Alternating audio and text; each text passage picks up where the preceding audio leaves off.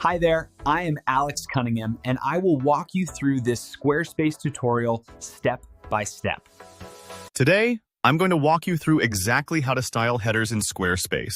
So by the end of this tutorial, you'll know how to give your website a custom professional look right at the very top of every page. Whether you want to display your brand name boldly, add a logo, or arrange those navigation links just right, stick with me, and I'll guide you step by step. Let's dive in.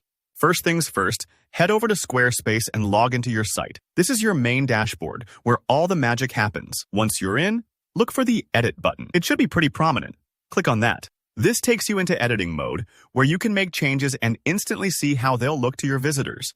It's like having rehearse mode before the real show goes live. Next, specifically click on Edit Site Header. The header is like your website's welcome mat. It's the first thing people see, so it's worth spending a little extra time getting it just how you want. Once you're in the header editor, focus your attention on the site title. Click the site title to start editing. Here, you can change the name that appears at the top of your site. Maybe it's your business name or your personal brand.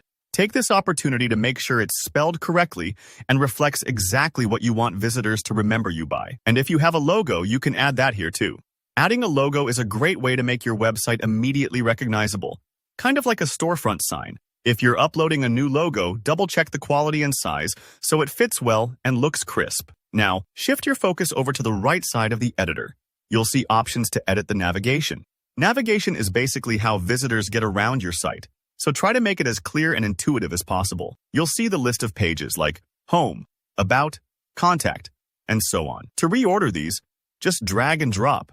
It's super simple. If you want to add a button, such as a Book Now or a shopping cart, you can do that here as well. For example, if you're running a service-based business, a Book Now button is invaluable. It encourages people to take action right from the header.